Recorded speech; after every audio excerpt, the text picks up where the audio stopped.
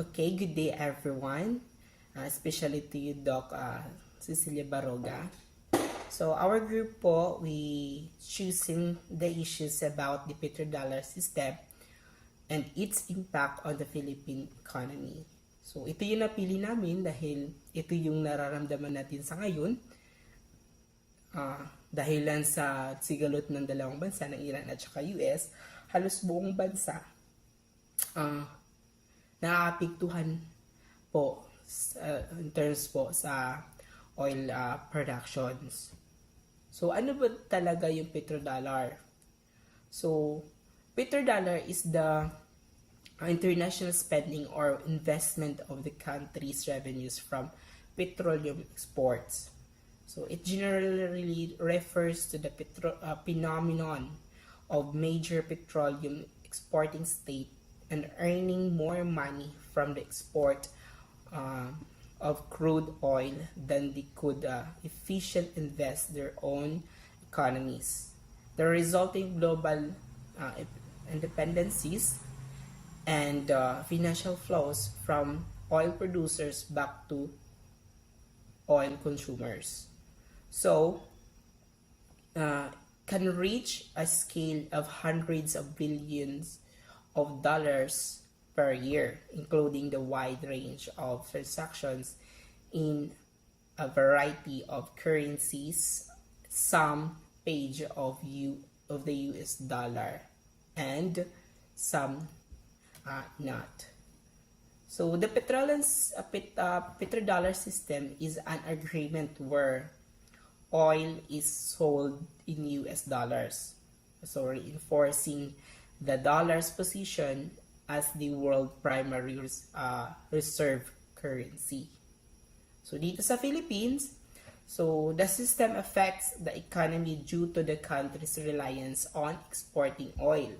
So when oil prices rise, the country's import cost increase. So potentially leading to higher inflations and a weaker peso.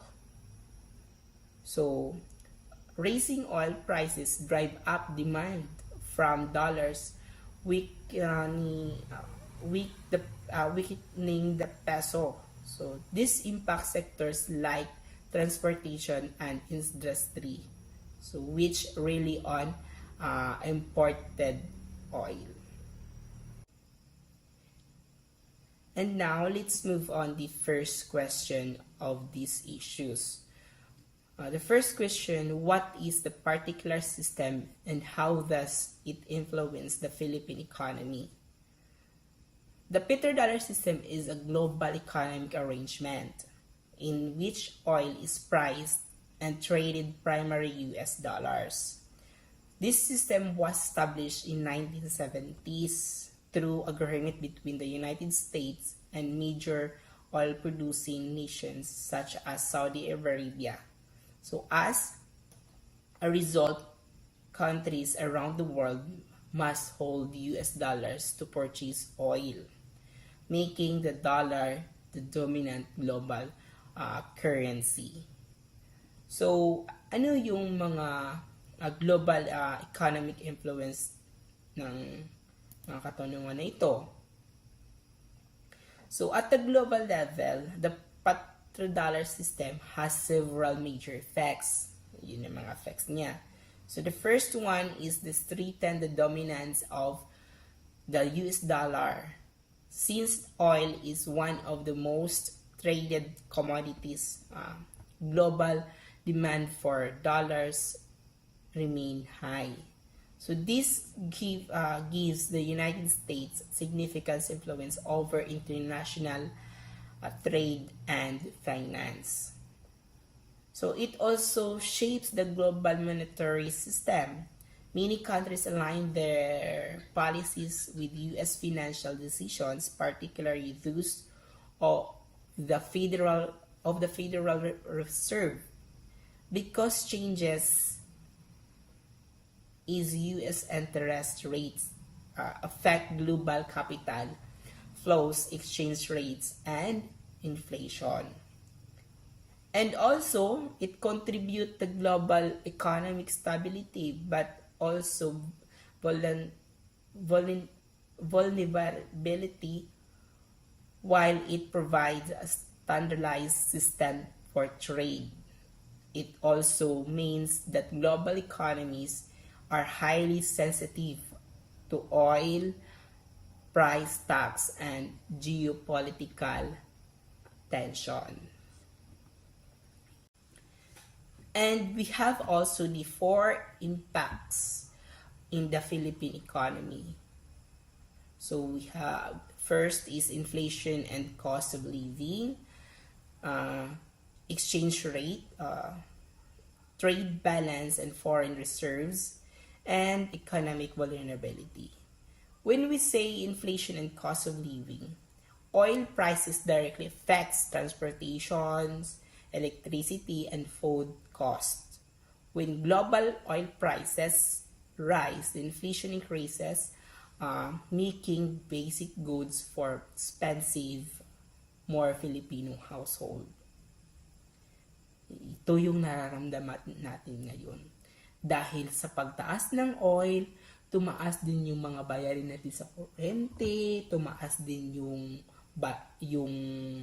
pamasahe natin, pati na din yung bilihin natin para sa ating pang-araw-araw na pagkain, tumataas din. Naaapektuhan tayo lahat. So when we in exchange rate, peso to dollar, the Philippines needs US dollars to import oil. So this increases demand for dollars and can weaken the peso, making import more expensive. So dahil din dyan, naapektuhan din yung value ng peso versus dollar.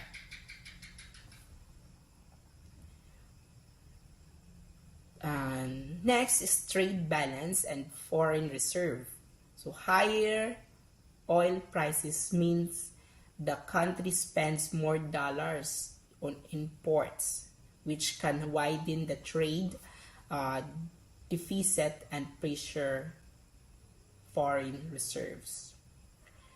And the last one, the economic vulnerability. So because of the Philippines cannot control the global oil prices, so hindi tayo makakontrol, so it becomes the vulnerable to external shocks, limiting the effectiveness and domestic economics policies.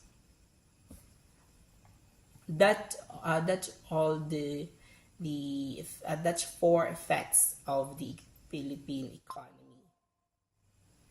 So that would be all my discussion about my assigned topics. So thank you very much.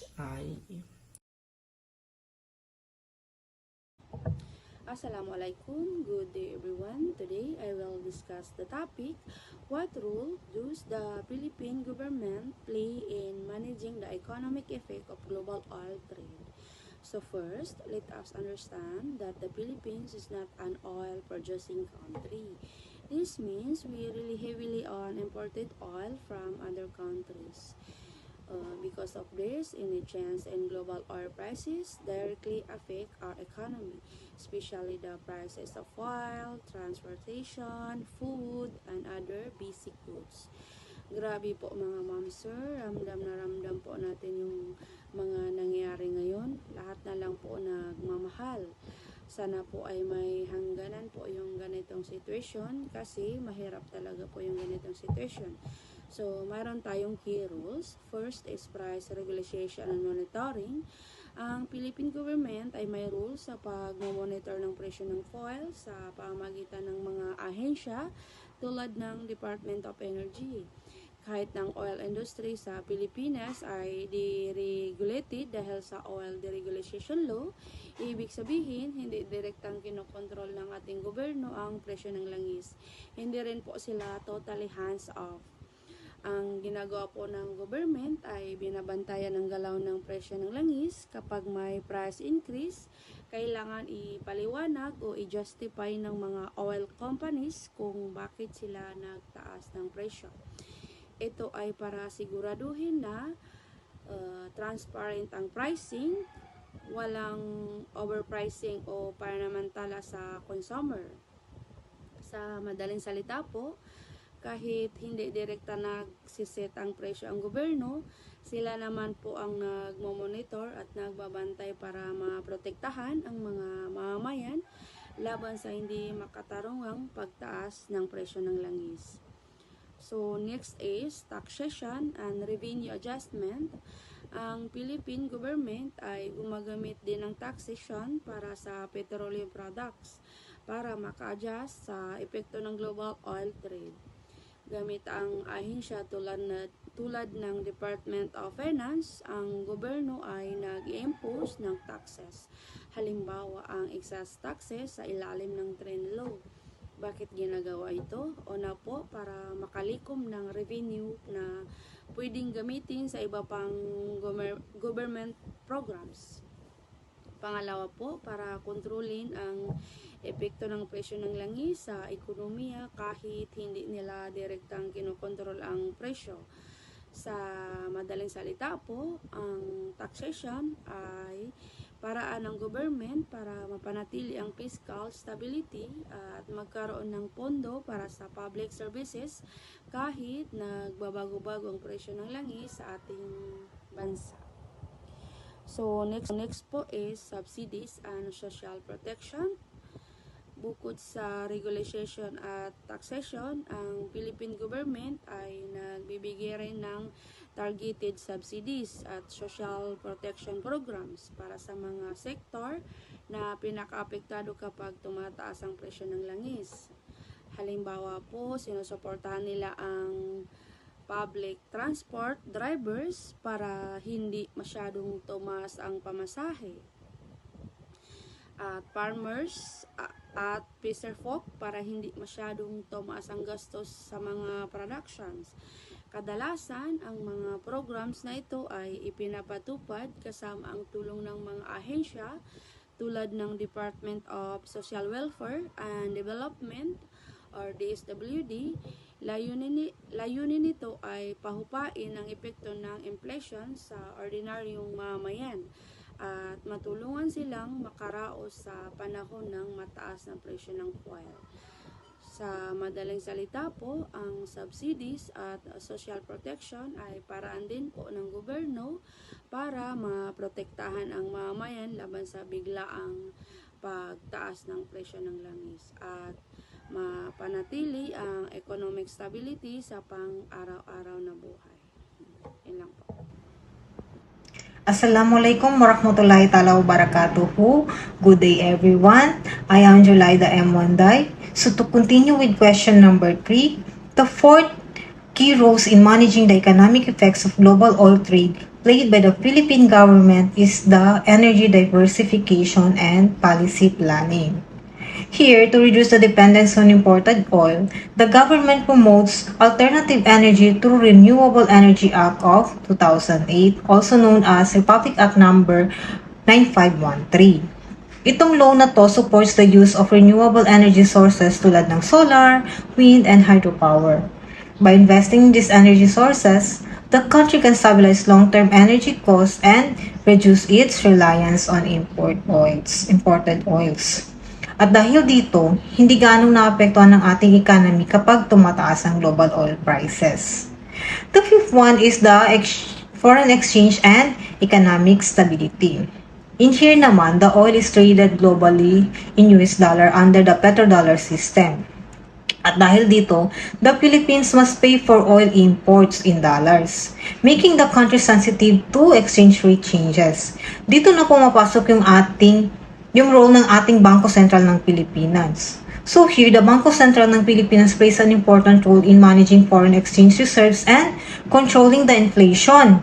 Kapag humihina ang Philippine peso, mas nagiging mahal ang oil imports. Kaya para ma-address natin ito, gumamit ang government ng monetary policies para ma-stabilize ang currency at maprotektahan ng ating economy. The sixth one is the strategic oil reserves and supply management. Dito naman, ang ating government ay nag-ensure that there is steady supply for oil in the country. Ang ginagawa dito is sa pamamagitan ng pag-require sa oil companies na mag-maintain ng minimum inventory levels ng oil. No? Nire-require sila. Kaya in times of global supply disruptions, ang government natin coordinates with companies, no, nitong mga oil companies dito para ma-manage ang ating distribution at logistics ng oils. And these actions help prevent shortage and maintain stable supply for consumers. The seventh one and the last one is the international trade and diplomacy. Dito naman, ang Philippines also participates in international agreements and partnership to ensure and secure a stable oil supply. Through diplomacy and trade relationships, no, sinusubukan ng ating bansa na makakuha ng favorable terms at mabawasan ang risk mula sa global market fluctuation ng oil. And this strengthens the country's energy security. To conclude the question number 3, the Philippine government plays a crucial role as a regulator, protector, and planner. It balances market forces with policies that protect consumers, stabilize the economy, and reduce long-term dependence on global oil trade. Through these efforts, the country moves towards a more secure and sustainable energy future. That's all for our group report. Thank you so much and wassalam.